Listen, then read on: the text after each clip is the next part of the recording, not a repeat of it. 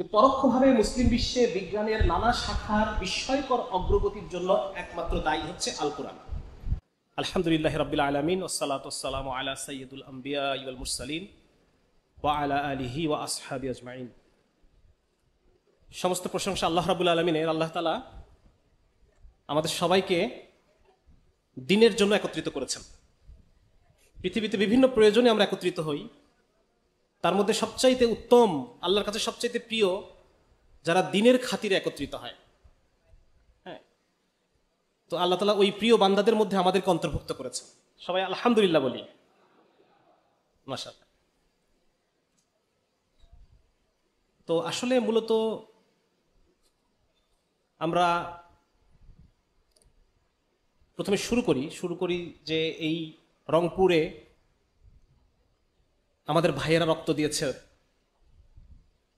তাদের রক্তের মাধ্যমে আমরা জালেমের জুলুম থেকে মুক্তি পেয়েছি, ঠিক না? আমাদের আবু সাইদ ভাই সহ আরো অন্যান্য যত শহীদরা আছেন তাদের সবার আত্মার মাগফিরাত কামনা করি। আল্লাহ তাআলা তাদেরকে শাহাদাতের মর্যাদা দান করুন, তাদের পরিবারকে ধৈর্য ধারণ তৌফিক দান করুন। সেই সাথে যে সমস্ত ভাইয়েরা খুনি হাসিনার বাহিনীর কাছে যারা পঙ্গুত্ব বরণ করেছেন, অন্ধত্ব বরণ করেছেন, আল্লাহ রাব্বুল আলামিন তাদেরকে দুনিয়া এবং আখিরাতে উত্তম বদলা দান করুন। আমাদেরকে তৌফিক দান করুন তাদের পাশে গিয়ে দাঁড়ানোর। হ্যাঁ, কারণ আমরা তাদের পাশে গিয়ে যদি না দাঁড়াই তাহলে আমাদেরকে জবাবদিহি করতে হবে। তো তাদের এই আত্মত্যাগের বিনিময়ে আমরা আজকে এই প্রোগ্রাম করতে পারতেছি, ঠিক কি না? যদি না হতো তাহলে হয়তো পারমিশনই পেতেন না, আপনারা পারমিশনই পাওয়া যেত না। আজকে ইসলাম নিয়ে প্রাণ খুলে কথা বলতে পারতেছি, ঠিক না? আল্লাহ তাআলা অবশ্যই এই যে সবাই মিলে আমরা জড়ো হয়েছি এর সওয়াবের বদলা আল্লাহ তাআলা তাদের আমলনামায় ইনশাআল্লাহ তাআলা দিয়ে দিবেন, ঠিক না? সবাই বলি আমিন। আচ্ছা, মূলত আমি আজকে যে বিষয়টা মানে নিজের জন্য নির্ধারণ করেছি আপনাদের সাথে আমি এই বিষয় নিয়ে কথা বলবো, সেটা হচ্ছে যে আমরা মূলত ইসলামকে, আমরা সবাই এখানে মুসলমান, নো ডাউট, বাকি ইসলামকে আমরা আজকে একটু ভিন্নভাবে জানবো। হ্যাঁ, এই ইসলামটা আল্লাহ রাব্বুল আলামিন পাঠিয়েছেন আমাদেরকে, আল্লাহ তাআলা আমাদেরকে ভালোবেসে তৈরি করেছেন, এবং এমনও এসেছে কোনো তাফসীরে বা কোনো হাদিসের রাওয়ায়াতে এরকম এসেছে আল্লাহ তাআলা তার আপন অবয়বে আদম আলাইহিস সালামকে তৈরি করেছেন। এত ভালোবাসার আমরা আল্লাহ তাআলা, এবং আল্লাহ তাআলা আমাদেরকে দুনিয়াতে প্রেরণ করেছেন, এবং ইসলাম নামে একটা নিয়ামত আল্লাহ তাআলা দান করেছেন। এই ইসলামটা আল্লাহ তাআলা কেন দিলেন, আমাদেরকে কেন দুনিয়াতে পাঠালেন, এই বিষয়গুলো আমাদের খুব বোঝার আছে। এই দুনিয়াতে আমাদের কসমিক রোল, মহাজাগতিক ভূমিকা কি আমাদের, আমরা কেনই দুনিয়াতে আসছি, আল্লাহ তাআলা কি চান আমাদের কাছে, আল্লাহর তো একটা উদ্দেশ্য আছে, সেই উদ্দেশ্যটা কি? তো এই বিষয়গুলো আমরা আজকে খুব ভালো করে বুঝে নিব। আমি দুনিয়াতে আসলাম, জন্ম নিয়েছি মায়ের পেটে, বড় হচ্ছি, একটা প্রাণীও তো বড় হয়, একটা প্রাণীও তো খায়, গায়ে গতরে বাড়ে, একটা পর্যায়ে এসে ম্যাচিউর হয়, বিয়ে শাদী করে, সেই প্রাণীটার বাচ্চা কাচ্চা হয়, বাচ্চা কাচ্চা পালন করে, একসময় মরে যায়। তাহলে আমি একজন মানুষ, আমিও সেম কাজটাই করছি। একটা গরু, ছাগল, বাঘ, হরিণ, এরাও একই কাজটা করছে। এটা তো হইতে পারে না। মানুষ হিসেবে আমাদের একটা আলাদা মূল্য আছে, আমাদের একটা আলাদা মহাজাগতিক দায়িত্ব আছে। সেইটা কি আল্লাহ রাব্বুল আলামিনের পক্ষ থেকে দেওয়া সেই দায়িত্বটা কি, এই জিনিসটা আজকে আমরা খুব ভালো করে বুঝে নিব। নাহলে পরে আমার এই জীবন ব্যর্থ হয়ে যাবে। এই জীবন আর একটা গরুর জীবনের মধ্যে আর কোনো পার্থক্য নাই। যদি আজকের এই আলোচনাটা আমরা খুব ভালো করে মনের মধ্যে গেঁথে নেই, সময়ও কম, মানে আমি যে সবকিছু মন খুলে আপনাদেরকে বলবো, সময়ও খুব লিমিটেড। তবে আপনারা যদি একটু ধৈর্য ধারণ করে শোনেন, হয়তো অনেক কিছু 5 লাইন বলার দরকার, হয়তো ওইটা 2 লাইনে বুঝে ফেলবেন। আমাকে আর 5 লাইন খরচ করতে হবে না, ঠিক না? একটু আপনারা মন দিয়ে আমরা শুনবো ইনশাআল্লাহ তাআলা, ঠিক আছে? তো আমার আজকের আলোচনার যে বিষয়টা আমি ঠিক করেছি, ইসলামের বিজয়ে বিশ্ব কি পাবে, ইসলামের বিজয়ে বিশ্ব কি পাবে, এটা আমি আজকে আলোচনার বিষয়বস্তু নির্ধারণ করেছি। তো দেখি আমরা আস্তে আস্তে আগাই। হ্যাঁ, ঠিক আছে। ধর্ম, সুতরাং এই চিন্তা চেতনাগুলো যে ধর্মের একটা আলাদা জায়গা আছে, ওই জায়গা থেকে ধর্মকে বের করা যাবে না, ধর্ম যার যার নিজস্ব ব্যক্তিগত বিষয়, এই জিনিসগুলো খ্রিস্ট ধর্মের সাথে সম্পর্কযুক্ত। এই যে আমি দেখেন যে বাইবেলের দুটো লাইন উপর লিখছি আমি, একটা হচ্ছে যে গডের জিনিস গডকে দাও, রাজার জিনিস রাজাকে দাও। তার মানে গডের জিনিস গডকে দাও, মানে ধর্মের ব্যাপারটা সীমাবদ্ধ, একটার মধ্যে ঢুকবে না। তারপর আরেকটা কথা কি বলতেছে যে my kingdom is not of this world, আমার সাম্রাজ্য এই দুনিয়াতে না।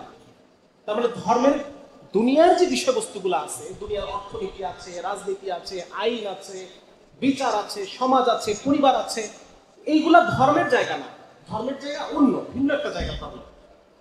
সুতরাং ইউরোপ যেহেতু তাদের ধর্ম যেহেতু খ্রিস্ট ধর্ম, এবং খ্রিস্ট ধর্ম থেকে তারা যে আইডিয়াগুলো পাইছে, সেই আইডিয়াগুলো থেকে এই যে আমরা কথাগুলো শুনি, এই কথাগুলোর উৎপত্তি। ঠিক আছে, এটার সাথে ইসলামের সম্পর্ক নাই। ইসলাম ইজ ডিফারেন্ট ফ্রম খ্রিস্ট ধর্ম।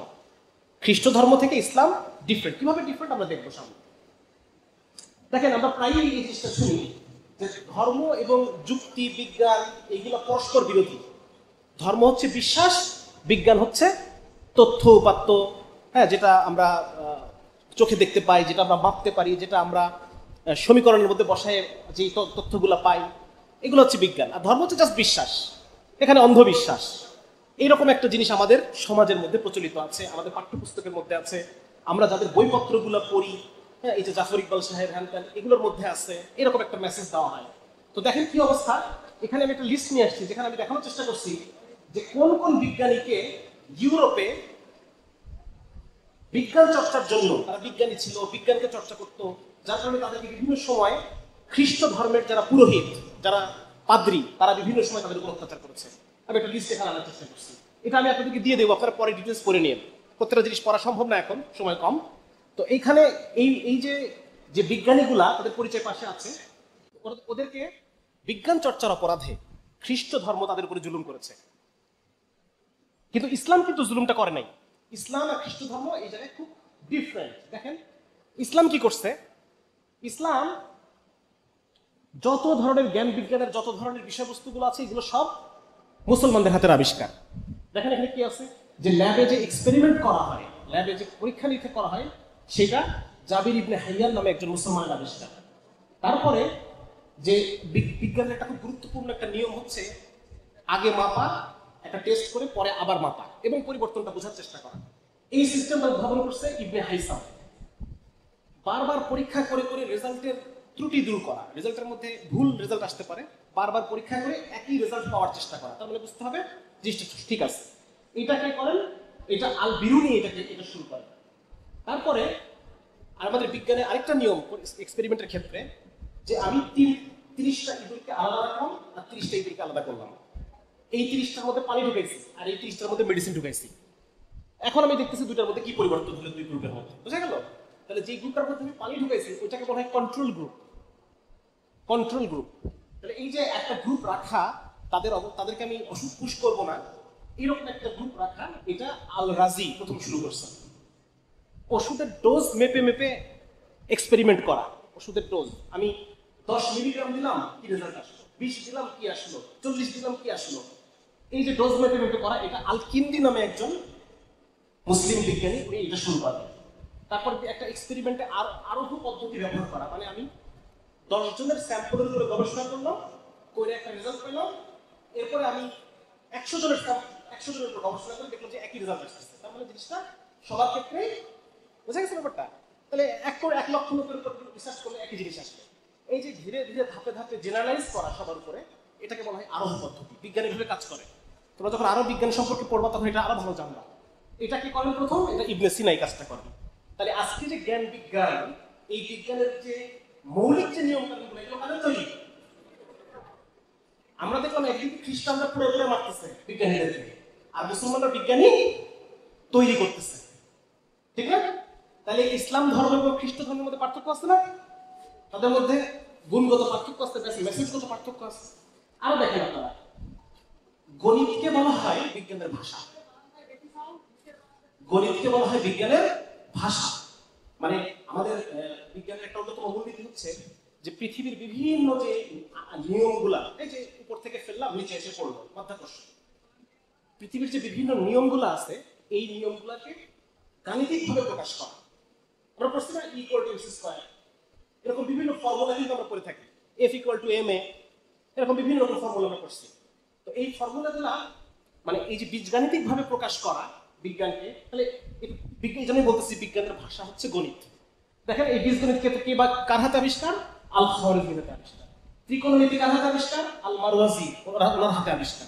ত্রিকোণমিতি ছাড়া বিজ্ঞানের অনেক কিছু বোঝাই যাবে না। শূন্য, যেমন তোমরা জানো রোমান গণনা পদ্ধতি, রোমানের সংখ্যা, এটা জানো না তোমরা? 9 কিভাবে লেখে? 9 IX দিয়ে লেখে, ঠিক না? তারপর হচ্ছে যদি বলি 79, তাহলে কিভাবে লিখবো? বা 78 কিভাবে লিখবো? মানে খুব খুব হ্যাপা না? অনেক বড় জায়গা লাগে লিখতে হবে। এটা হচ্ছে রোমান গণনা পদ্ধতি, ইউরোপিয়ান গণনা পদ্ধতি। আর আজকে আমরা যে 7 পিঠে 8, 78 লিখি, এটাকে বলা হয় অ্যারাবিক নিউমেরলস, আরবদের গণনা পদ্ধতি। ঠিক আছে? সুতরাং শূন্যের আবিষ্কার, এই যে 0, এটার আবিষ্কার একটা মত অনুসারে এটার আবিষ্কার হচ্ছে আরবরা। তারপর ক্যালকুলাস, আমরা জানি যে ক্যালকুলাস আবিষ্কার করছে নিউটন। তো ক্যালকুলাসের প্রাথমিক যে বিষয়গুলো, এটা মানে খাওয়ারিজমির প্রাথমিক আবিষ্কারগুলো ওনার। তারপর হচ্ছে গতিবিদ্যা, আমরা যে চলমান জ্যামিতি, যেমন হচ্ছে একটা ত্রিভুজ রানিং এর উপরে আছে, ত্রিভুজ। এখন এই যে হিসাব কিতাবগুলো আছে, এই ত্রিভুজ রানিং এর উপর থাকলে কি হবে না হবে, খুঁটিনাটি হিসাব কিতাব, এটাকে আমরা গতিবিদ্যা বলতেছি। যে একটা চলমান জ্যামিতিক চিত্রে, এটা বনু মুসার 3 ভাই, তারা এটাকে আবিষ্কার করে। তারপর স্থিতিবিদ্যা যেটাকে বলে, এটা সাবিত বিন কুররা, উনি যদিও মুসলমান না, উনি খ্রিস্টান একজন, কিন্তু মুসলিম ওই টাইমে মুসলমানদের যখন জ্ঞান বিজ্ঞান ফ্লারিশ করতেছে তখন খ্রিস্টান একজন বিজ্ঞানী। তার মানে বোঝা যাচ্ছে ওই টাইমে মুসলমানরা জ্ঞান বিজ্ঞান তো করতোই, এমনকি অমুসলিমদের জন্য জ্ঞান বিজ্ঞানের পরিবেশ ছিল। বুঝে আসছে? তারপরে আমরা বুঝতে পারলাম যে এখানে খুব বিশেষ একটা পার্থক্য আছে। ইউরোপ খ্রিস্ট ধর্ম থেকে যেই আইডিয়াগুলো পাইছে, খ্রিস্ট ধর্মের সাথে ইউরোপের যে শত শত বছরের পরিচয়, এর ফলে তারা ধর্ম সম্পর্কে যে একটা আইডিয়া পায়, আর ইসলামের সাথে আমাদের যে হাজার হাজার বছরের পরিচয়, ইসলাম থেকে আমরা যে আইডিয়াটা পাই, দুটো আইডিয়া কিন্তু ভিন্ন। আমি এটা বোঝানোর জন্য এতগুলো কথা বললাম। এরপর আমরা দেখি যে এই যে বিজ্ঞান মুসলমানদের হাতে তৈরি, এটাকে ওই সময় ইউরোপিয়ানরা বলতো অ্যারাবিকোরাম স্টুডিওরাম সেন্সা, আরবদের জ্ঞান পদ্ধতি। আরবদের, আজকে ওরা প্রায় আমাদেরকে নিয়ে বিভিন্ন জিনিস ট্রল করে, তাই না? যে মুসলমানরা জ্ঞান বিজ্ঞানের পিছায়, এই সেই অনেক কিছু নিয়ে বিভিন্ন রকম ট্রল করে আমাদেরকে নিয়ে। তো এই ইতিহাসগুলো তোরা জানে না, হ্যাঁ, যে আসলে মূলত কি হয়েছে সেই সময়।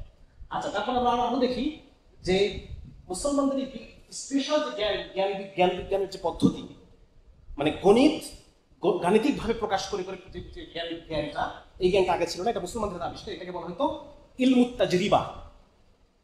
তো এর ফলে কি হয়, মুসলমানরা বিভিন্ন যে গ্রিক নলেজ গুলো ছিল, গ্রিক, ভারতীয়, এইগুলাকে তারা আরবিতে অনুবাদ করে, এগুলাকে সংশোধন করে, নিজেরা নতুন নতুন এক্সপেরিমেন্ট করে, নতুন নতুন আবিষ্কার দিয়ে তারা নতুন নতুন বই লেখা শুরু করে। মানে একটা জ্ঞানের একটা জোয়ার আমরা দেখতে পাই সেই সময়, ঠিক আছে? এবং এর পিছনে একমাত্র কারণ কি ছিল, এটা পশ্চিমের বিভিন্ন ইহুদি যারা গবেষক, নাস্তিক, তারা এটা স্বীকার করতেছে যে এর পিছনে একমাত্র কারণ, এটা লিখছি এখানে, যে পরোক্ষভাবে মুসলিম বিশ্বে বিজ্ঞানের নানা শাখার বিস্ময়কর অগ্রগতির জন্য একমাত্র দায়ী হচ্ছে আল কোরআন। আল কোরআন চিকিৎসা বিজ্ঞানের জন্য একটা উদ্দীপনা জুগিয়েছিল সে সময়। তার মানে উনি বলতেছেন যে আল কোরআন যে মানুষের মধ্যে জ্ঞানের পিপাসা তৈরি করছে, এর কারণে মুসলিম বিজ্ঞানীরা ফ্রিলি তারা জ্ঞান বিজ্ঞানের পথে আগায় গেছে। তার মানে আমি বোঝাতে চাচ্ছি যে ইউরোপ যেখানে স্বাধীনভাবে জ্ঞান চর্চা করাকে ইউরোপ সবখানে বাধাগ্রস্ত করছে, সেখানে আমাদের ইসলাম জ্ঞান চর্চার যে মানসিকতা, এটাকে প্রমোট করছে। ঠিক আছে? সুতরাং ইউরোপের অভিজ্ঞতা আমাদেরকে নিলে হবে না। ইউরোপ ধর্ম সম্পর্কে যে কথাগুলো বলে, আমরাও যদি ধর্ম সম্পর্কে একই কথাগুলো বলি, তাহলে হবে না। এটা বোঝানোর জন্য এতগুলো কথা বললাম। ইউরোপ, আরেকটা কথা চলে যে ধর্ম মানেই হানাহানি। প্রায় বিভিন্ন নাস্তিকরা, হ্যানত্যানরা এই সমস্ত কথাগুলো বলে যে ধর্ম মানেই হানাহানি। ধর্ম মানে হানাহানি ওরা বলে কোন সেন্সে? কারণ ইউরোপে ওরা দেখছে যে খ্রিস্ট ধর্ম মানেই হানাহানি। ঠিক আছে?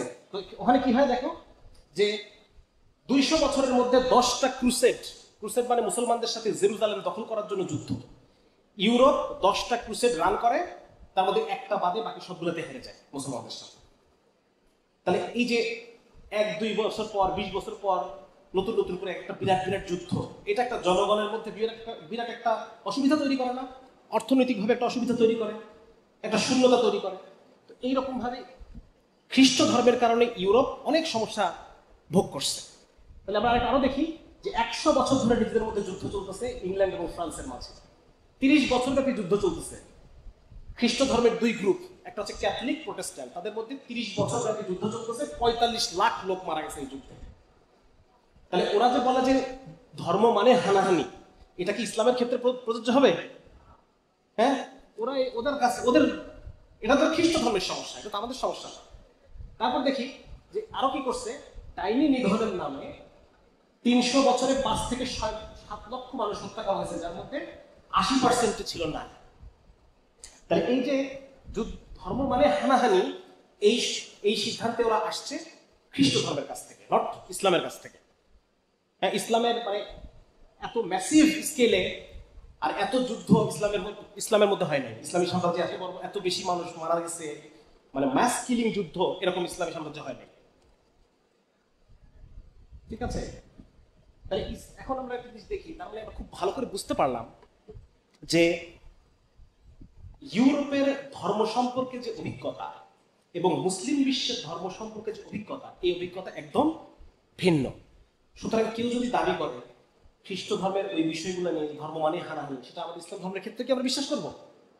ওরা যদি বলে যে ধর্ম মানেই বিজ্ঞান এবং যুক্তির বিরুদ্ধে, ওরা যদি এটা ইসলামের ক্ষেত্রে ব্যবহার করে, আমরা এটা বিশ্বাস করবো?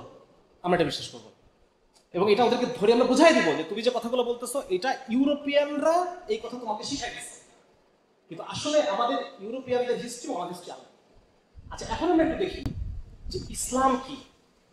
আমরা একটা জিনিস ভালো করে বুঝে নিই, সেটা হচ্ছে যে ইউরোপিয়ানদের চোখে ধর্ম মানে হচ্ছে আধ্যাত্মিকতা।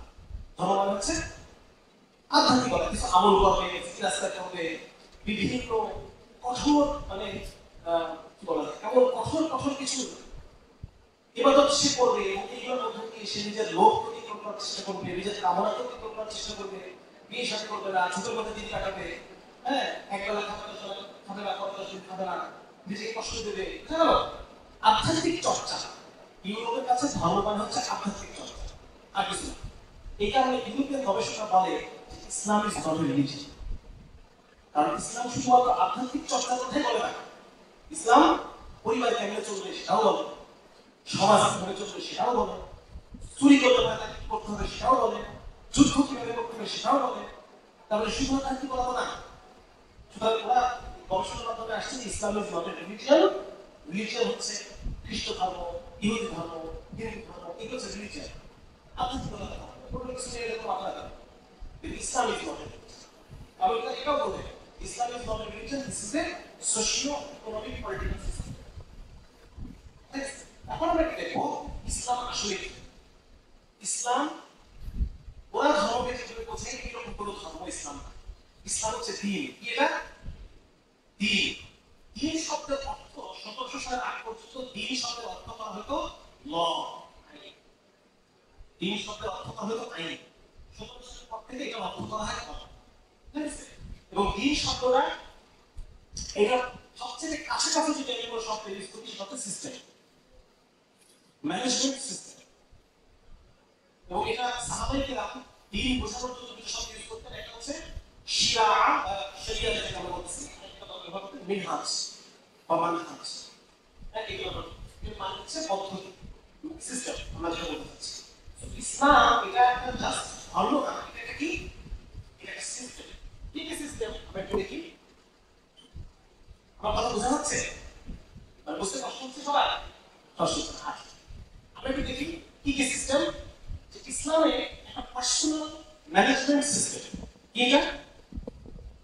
ইসলামে আছে একটা পার্সোনাল ম্যানেজমেন্ট সিস্টেম, যেটা কম্প্যাটিবল উইথ হিউম্যান বায়োলজি। আমার এই কথা বুঝতে পারছো না? মানুষের শরীর যেভাবে ফাংশন করে, আমার চোখ যেভাবে ফাংশন করে, আমার হার্ট যেভাবে ফাংশন করে, আমার কিডনি যেভাবে ফাংশন করে, একটা অপটিমাম ফাংশন আছে না? স্বাভাবিক একটা কার্যক্রম আছে। এই স্বাভাবিক কার্যক্রমটা মেইনটেইন করতে হলে মানে কিভাবে আমাদের চলতে হবে, এই রকম একটা পার্সোনাল ম্যানেজমেন্ট সিস্টেম ইসলাম আমাকে দেয়। কিভাবে দেয়? এভাবে সামনে দুই নম্বর হচ্ছে একটা পার্সোনাল ম্যানেজমেন্ট সিস্টেম, যেটা আমাকে কম্প্যাটিবল উইথ আওয়ার সাইকোলজি। মানুষের মন কিভাবে কাজ করে এটা কে জানে? আল্লাহ জানে যে মানুষের মন কিভাবে কাজ করে। আল্লাহ ইসলামকে এইভাবে ডিজাইন করে গেছে, জানে আমি এমন একটা খাপের মধ্যে পড়ে যাই যেন আমি গুণা করতে না পারি, এমন একটা খাপের মধ্যে পড়ে যাই যেন আমি আমার মনটা ভালো থাকে, আমার শরীরটা ভালো থাকে। এরকম করে আল্লাহ আমাদের একটা পার্সোনাল ম্যানেজমেন্ট সিস্টেম। দুই নম্বর হচ্ছে ইসলাম একটা family management system. Family management system কি? নারী এবং পুরুষের মধ্যে শারীরিক পার্থক্য আছে, মানসিক পার্থক্য আছে, তাই না? তাহলে যখন ফ্যামিলি তৈরি করা হবে তখন কি কি নিয়ম কানুন মেনে চলবে, ফ্যামিলিটা সুন্দরভাবে চলবে, এটা নারীকে নারীর মতো বোঝাতে হবে, পুরুষকে পুরুষের মতো হবে। এটা ইসলামের মেল এবং ফিমেল সাইকোলজি অনুসারে ইসলাম একটা ফ্যামিলি ম্যানেজমেন্ট সিস্টেম। তিন নম্বর হচ্ছে ইসলাম একটা society management system. Society management system যেমন একটা সমাজে 2000 লোক আছে, 2000 লোকের একটা, এই 2000 লোকের শরীর কিভাবে রেসপন্স করে সেইভাবে একটা সামাজিক ম্যানেজমেন্ট সিস্টেম।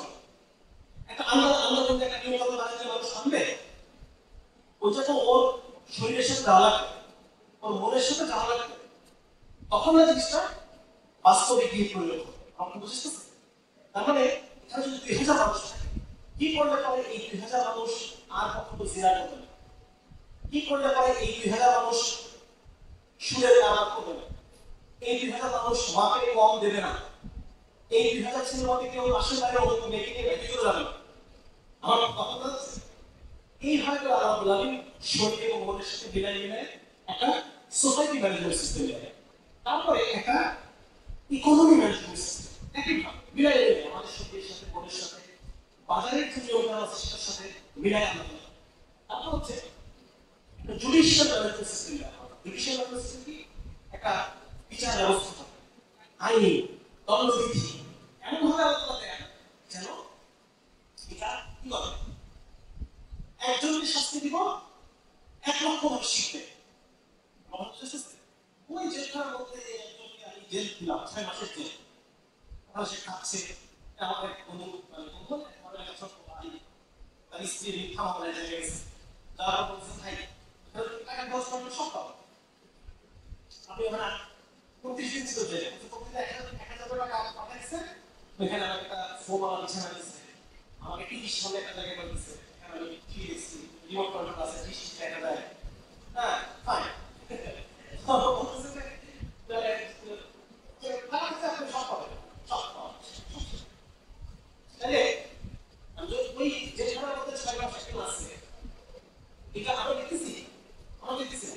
কিন্তু সবার সামনে এখানে নিয়ে পিঠটা খুলে সবাই দেখলো, হ্যাঁ, যে ও জেনা করার জন্য 30 টাকা দিতেছে, 100 টাকা লাগতেছে, 100 টাকা দিতে। তাই এই জিনিসটা মানুষের মাথা মধ্যে কি, মানুষ যা দেখে কোনো তো প্রশ্ন নাই, যেটা তুমি দেখো গ্রাফিক্যাল ওইটা মনের মধ্যে বেশি থাকে নাকি না শুনে বেশি থাকে? তাহলে এই 1 লক্ষ মানুষ দেখছে ভাই, এটা মনে থাকে কালেকটিভ মেমোরি থাকে, মানুষের কালেকটিভ মেমোরির মধ্যে থাকে। একজনকে শাস্তি দিব 1 লক্ষ মানুষ অপরাধ থেকে ফিরে থাকে। এইরকম আল্লাহ তাআলা জুডিশিয়াল ম্যানেজমেন্ট সিস্টেম। তারপর কি স্টেট ম্যানেজমেন্ট সিস্টেম, স্টেট রাষ্ট্র কিভাবে পরিচালনা করতে হবে, এরকম একটা আমাদের কোরআন এবং হাদিসের শরীয়তে এরকম একটা রাষ্ট্র পরিচালনার পদ্ধতি বলা আছে। 1 কোটি লোককে কিভাবে চালালে পরে এটা সুন্দরভাবে চলবে, এরকম নীতিমালা আল্লাহ আছে। এনভায়রনমেন্ট, আজকে আমি দেখতে পাচ্ছি চারিদিকে মানে এমন ভাবে পুঁজিবাদী যে শিল্প কলকারখানাগুলো তারা পরিবেশের কোনো আটকাই দেখতেছে না। হ্যাঁ, গ্লোবাল ওয়ার্মিং থেকে শুরু করে নিয়ে নদীগুলো সব নষ্ট হয়ে যাচ্ছে, মানুষ ছাড়া অন্যান্য প্রাণী বিলুপ্ত হয়ে যাচ্ছে, ভয়াবহ অবস্থা না? এনভায়রনমেন্টের পিছনে কারণ কি? এর পিছনে কারণ হচ্ছে ইউরোপের কিছু ফিলোসফি আছে, ইউরোপিয়ান দার্শনিকরা কিছু ফিলোসফি দিচ্ছে যে মানুষের আসবে এতদিন পর্যন্ত মানুষ প্রকৃতিকে ভয় পেয়েছে, প্রকৃতির উপাসনা করেছে, এখন থেকে আমরা প্রকৃতিকে ডমিনেট করবো। কি করবো? প্রকৃতির বিভিন্ন ল আমরা আবিষ্কার করবো, নিয়ম কানুনগুলো আবিষ্কার করে সেগুলোকে বীজগণিতে প্রকাশ করবো, বীজগণিতে প্রকাশ করে সেগুলোকে আমরা ম্যানিপুলেট করে আমরা প্রকৃতিকে কি করবো? ব্যবহার করবো, প্রকৃতিকে আমি শোষণ করবো। এটা হচ্ছে তাদের আইডিওলজি। যার কারণে আজকে ওই আইডিওলজির কারণে আজকে এই এত পরিবেশের পর্যায়ে তাই ইসলাম আমাদেরকে কি দেয়? এনভায়রনমেন্ট ম্যানেজমেন্ট সিস্টেম দেয়। অন্য প্রাণীদের প্রতি সহানুভূতিশীল হতে হবে। অন্য প্রাণীর ক্ষতি করে আমি আমার ভোগ বাড়াবো না, এটা হবে না। এটা ইসলাম আলাদা আছে, সময় পেলে। আর ইসলাম একটা কথা দেয় সেটা হচ্ছে ওয়ার টাইম। ওয়ার টাইম হচ্ছে যুদ্ধের সময় মানুষের মাথা কাজ করে। আজকে সবাই আমার সহমর্মিতা, এগুলো আছে আমাদের মধ্যে এখন। হ্যাঁ, যুদ্ধের সময় মানুষের ব্রেন এইভাবে কাজ করে। তোমরা লক্ষ্য করে দেখা, ফুটবল খেলার টাইমে মাঝে মধ্যে কিন্তু মারা যায়, তাই না? আমরা ওই সময়টা ডিফারেন্ট। ওই সময় মানুষ কিসে থাকে? ওই সময় মানুষ থেকে গরম, এই গরম অবস্থায় এখন একটা কথা বলে ফেলছে, লেগে গেছে, খোলাখুলি হয়ে গেছে। এরকম হয়েছে কিনা? এরকম থেকে পাই কিনা আমরা পাই, অথচ ওই কথাটা অনুষ্ঠান করলে হ্যাঁ ওই এমন একটা অবস্থার মধ্যে সে আছে, ওই সময় আপনি বলতেছে লেগেছে যুদ্ধের সময় লক্ষ লক্ষ মানুষ ওই অবস্থায় থাকে। আমরা বুঝতে পারতেছি না, লক্ষ লক্ষ মানুষ যুদ্ধের টাইমে ওই অবস্থায় থাকে। ওই সময় আমি একটু উদাহরণ দিই, আমাদের এই ছাত্র জনতার গণভোট থাকাকে একটু উদাহরণ দিই। আমরা দেখছি যে পুলিশরা ওপেন শুট করছে, আমরা দেখছি না, ভিডিওতে দেখছি যে লোকটা ওপেন শুট করতেছে, যাদের দিকে করতেছে ওই 100টা লোক যদি ওই সময় আমাকে পায় কি করবে? আপনারা দিলেন আমি করতেছি শুট করলাম, ওই সময় আমাকে পেয়ে গেল, কি করবে? দুনিয়ার কোনো আইন দিয়ে 50টা ছেলেকে আটকানো যাবে? কোন আইন দিয়ে, কোটি কোটি টাকার লোক দিয়ে ওই সময় কাজ করে, যুদ্ধের টাইমে কাজ করে। ইসলাম এমন একটা যুদ্ধ ম্যানেজমেন্ট সিস্টেম দেয়, যে যুদ্ধ ম্যানেজমেন্ট সিস্টেমের কারণে যে আমাকে খতম করার জন্য উঠাইছে, আমি ওকে পেয়ে গেছি, কিন্তু আমি বাঁচাতে এমন ভাবে সাইকোলজি তৈরি করছি ইসলাম। আপনারা যদি কেউ আমার ইসলামের রাজনৈতিক ব্যবস্থা করা বইটা কেউ থাকে, কেউ বসে আছে ইসলামের রাজনৈতিক ব্যবস্থা, যদি করতে আমার আলোচনাটা বোঝার কথা নাকি? ইসলাম ওকে এমন একটা যুদ্ধ ব্যবস্থাপনা দেয় যে আমি শুধু ওকে বাঁচাই রাখবো না, ওকে আমি যা খাই তাই খাওয়াবো, ওকে আমি ভালো রাখবো, আমি অসুস্থ হতে দিব না, ওকে আমি কম হতে দিব না, ওর শরীরে কোনো ডিফেক্ট হয় এটা হতে দিব না, আর প্রাণ নিয়ে রক্ষা করবো। তাহলে ইসলাম এটা করছে। যার কারণে আমি বলতে চাচ্ছি ইসলাম এই জিনিসটা, ইসলাম একটা টোটাল ম্যানেজমেন্ট সিস্টেম আমাদেরকে দেয়, যে সিস্টেমটা আমাদের দেহের সাথে যায়, আমাদের মনের সাথে যায়, আমাদের সমাজের দেহের সাথে যায়, সমাজের মনের সাথে যায়, পরিবেশের সাথে যায়, এটা কম্প্যাক্ট যায়। এছাড়া আমি যত নীতিমালা আমার শরীরের সাথে না যায়, আমি এটা জীবনে মানতে পারবো, একদিন মানবো, কতদিন মানতে পারবো না, লং টাইম মানতে পারবো না। এটা যদি আমার মনের প্রক্রিয়ার সাথে না যায়, আমি বেশি মানতে পারবো না।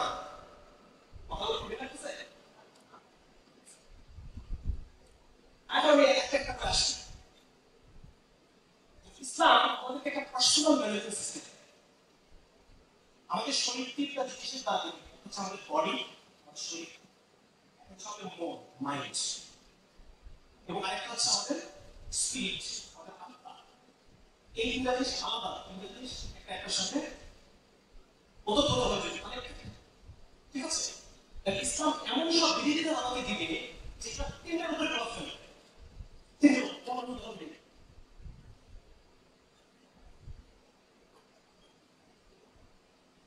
রাগ আপনার কষ্ট করতে রাগ আসছে, কি আসছে? প্রথম রাগ আসছে, রাগ আসার পরে রাসূলুল্লাহ সাল্লাল্লাহু আলাইহি ওয়াসাল্লাম বলবেন, যখন তোমাদের রাগ আসে তোমরা ওযু করো। কি করো? ওযু করলে একই সাথে তিনটা জিনিস হচ্ছে, এটা সায়েন্টিফিক গবেষণার মধ্যে আসছে যে হাত মুখ ধোয়ার দ্বারা মানুষের চিন্তার গতি পরিবর্তন হয়। আমি একটু আগে একভাবে চিন্তা করতেছিলাম, আমি কোনো কারণে আপসেট, কষ্ট হয় না, বন্ধুর সাথে কথা বলতেছে, ওটা কি দাঁড়িয়ে আছে, কি দাঁড়িয়ে আছে, ঝগড়া হয়েছে, হ্যাঁ, এখন আমার পরীক্ষা, আমি পড়াই বলতে পারতেছি, কি করবো? ওযু করেছি, ওযুর মাধ্যমে হাত বিজ্ঞানের গবেষণা তো এরকম না, বিজ্ঞানের গবেষণা হচ্ছে হাত এবং মুখমণ্ডল ধোয়ার দ্বারা মানুষের চিন্তার দিক কি হয়, এটা হচ্ছে বিজ্ঞানের গবেষণা।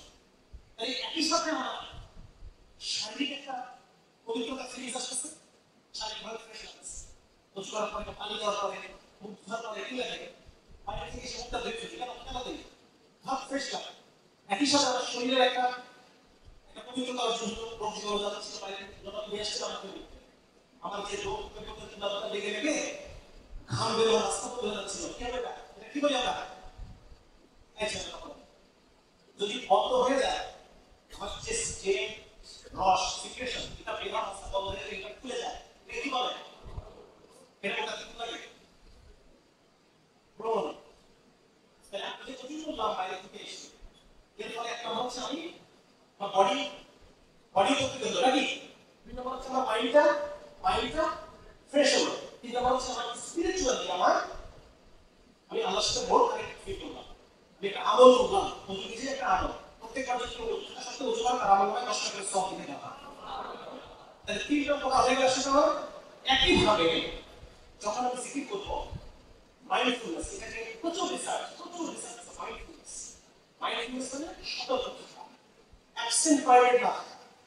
আমি খাচ্ছি, খাওয়ার টাইমে যদি কেউ দাঁড়ায় খায় সে কনসেন্ট্রেট করে খেতে পারে না, খাওয়ার স্বাদ সে বুঝতে পারে এবং খাবারটাকে সে অ্যাপ্রিশিয়েট করতে পারে। আর যদি বসে খায় তাহলে সে ধীরে খেলো, এটা রিসার্চ করা হচ্ছে। সে ধীরে খেলো, সে খাবারটাকে অ্যাপ্রিশিয়েট করলো এবং খাবারটাকে সে বেশি সময় চালাইলো, যেটা হজমের সময় হয়। তাই একই সাথে তার বডি বেনিফিটেড হলো, তার মাইন্ড বেনিফিটেড হলো, তার স্পিরিচুয়াল বেনিফিট। কথা বুঝেছে? এইভাবে ইসলাম আমাকে এমন একটা পার্সোনাল ভ্যালু সিস্টেম দিবে যেটা আমাকে পুরোপুরি 100% আমাকে সে আচ্ছা একটা বলি, এটা জন্য আমি আইডিয়া আমার কোশ্চেন পাত্রটা আমি পেয়েছি, কোশ্চেন পাত্র এইগুলো যদি কেউ করে সে এই পার্সোনাল ভ্যালু সিস্টেমটা সবাই বুঝতে পারে।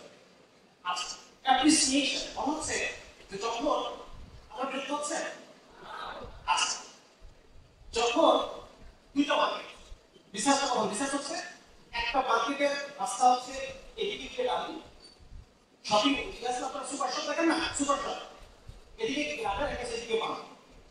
দেখা গেছে যখন কাস্টমারের ডান দিকে ঘুরতেছে তখন তারা বেশি প্রোডাক্ট কিনছে, বেশি প্রোডাক্ট তারা কেনে, যে প্রোডাক্ট তারা কিনেছে সেটা তাদের স্যাটিসফ্যাকশন ভালো, তারা অ্যাপ্রিশিয়েট করে। আর যখন বামের দিকে ঘুরতেছে দেখো আপনারা বুঝলাম যে সাইকেল যখন আমরা প্রচুর ডান দিয়ে করি, ডান সাইড দিয়ে করি, আমি এটা অ্যাপ্রিশিয়েট করি, আমি ডান হাতে খাচ্ছি, ইট মিনস আমি খাবারটাকে অ্যাপ্রিশিয়েট করছি, খাবারটাকে ফিল করছি, আমি এটা টেস্ট ভালো বুঝতেছি এবং আমি মন দিয়ে খাচ্ছি। ঠিক আছে? তাহলে যে ডান সমস্ত কাজ ভালো কাজগুলো তাহলে রসুলের একটা কথা, আখিরাতের একটা হুকুম আমাকে বডি দিয়ে আমার বডিকে উপকার দিচ্ছে, আমার মনকে উপকার দিচ্ছে। হ্যাঁ, আমি একটা কাজ করার পরে আমার মনটা খারাপ হলে ভালো হচ্ছে, আমি স্যাটিসফাইড হচ্ছি, অ্যাপ্রিসিয়েট করতেছি। ঠিক আছে? এরকম একটা টোটাল পার্সোনাল ম্যানেজমেন্ট সিস্টেম ইসলাম আমাকে দেয়। কেউ বাবা বন্ধ হয়ে গেল,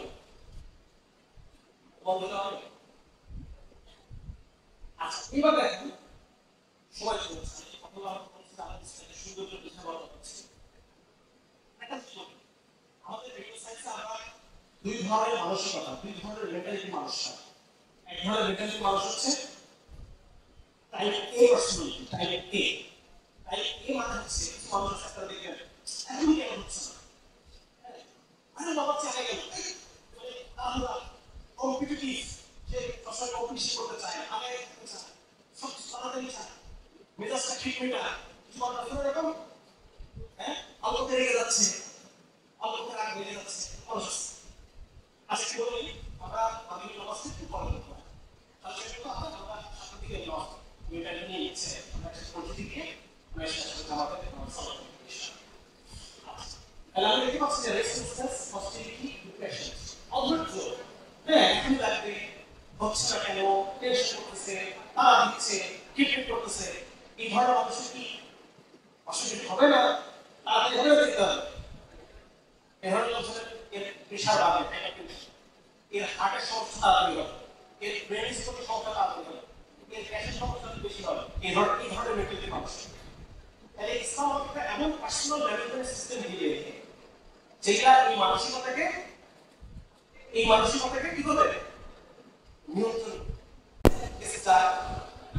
এখন তোমার না আচ্ছা ফেলে দাও, আচ্ছা ঠিক আছে, মানে লিখে দিব শান্তি, তারপর মানসিক শান্তি বেশি লাগে, মনে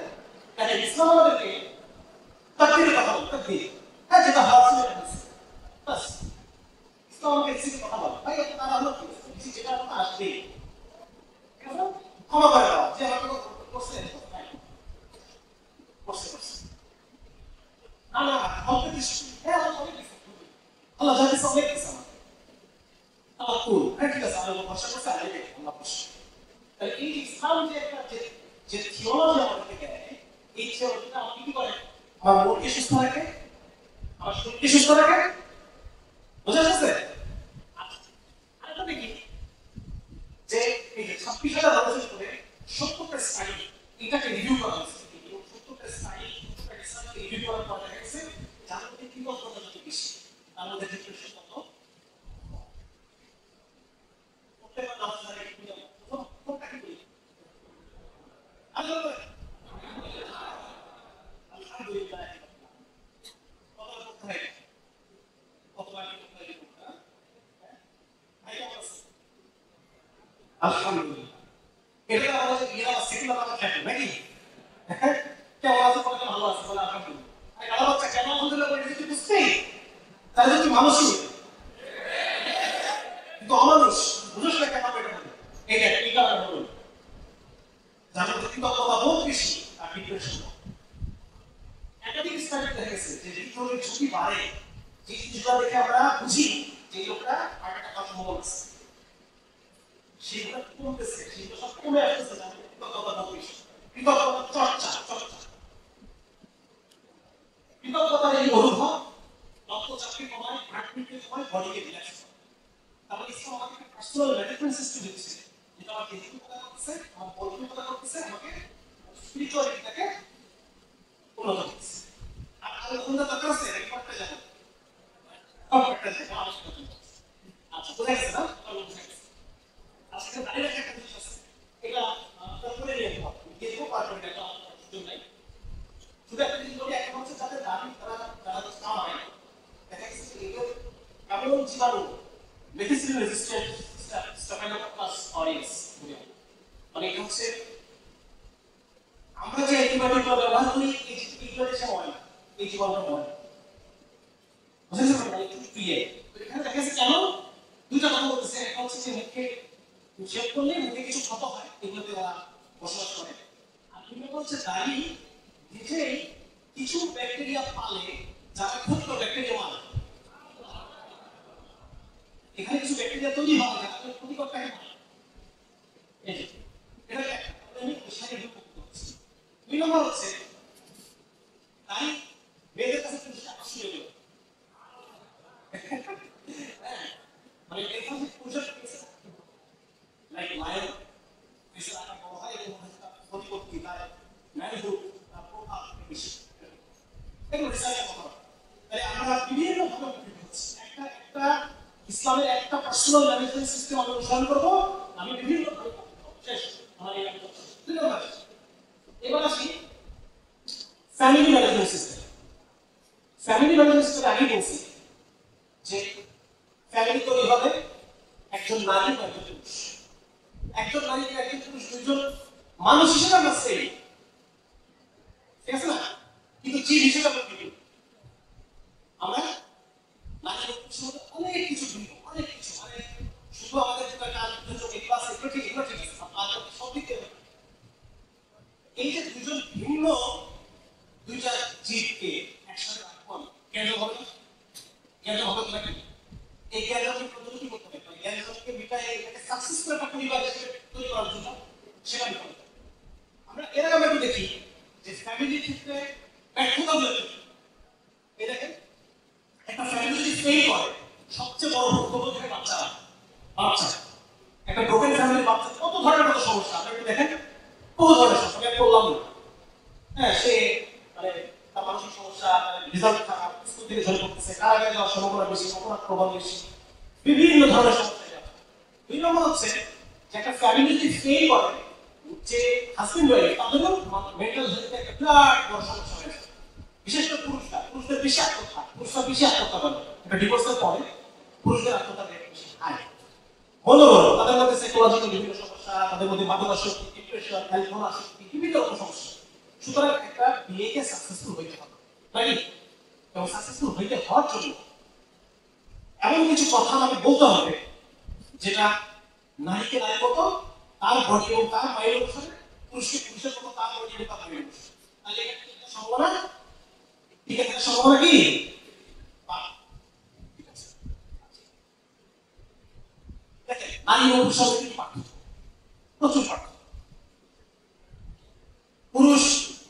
নিজেকে প্রকাশ করতে পারে না, নারী নিজেকে খুব ভালো প্রকাশ করতে পারে।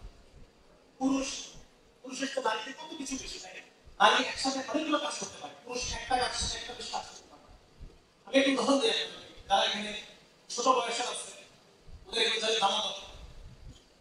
এটা হচ্ছে এটা আমাদের বিবাহিত আমরা একটু ভালো ফিল করি, বুঝতে পারি যে কোনো একজন হাজবেন্ড কম্পিউটারে কাজ করতেছে, ও কোনো সরকারি কাজ করে ঘরে যাচ্ছে, হঠাৎ করে ওয়াইফ আসবে, এই কথা শোনা হচ্ছে।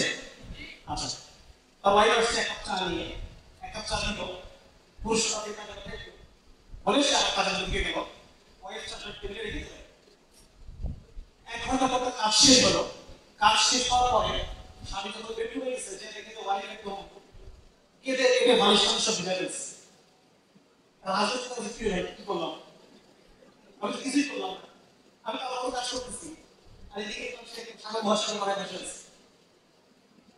তো প্রবলেম হচ্ছে যে আমি সন্ধ্যা থেকে তোমার জন্য শাস্তিছি, তুমি এবার তাকে দেখলাম। মানে এই ঘটনাটা যেটা বললাম এর মাধ্যমে দাঁড়িয়ে পুরুষের যে সাইকোলজি, পুরুষ হচ্ছে এই কাজের মধ্যে থাকে, ওই কাজের মধ্যেই আশপাশে কি হয়ে যাচ্ছে এটা তার খুব বেশি তাকে ডিফোকাস করে, বুঝা গেছে?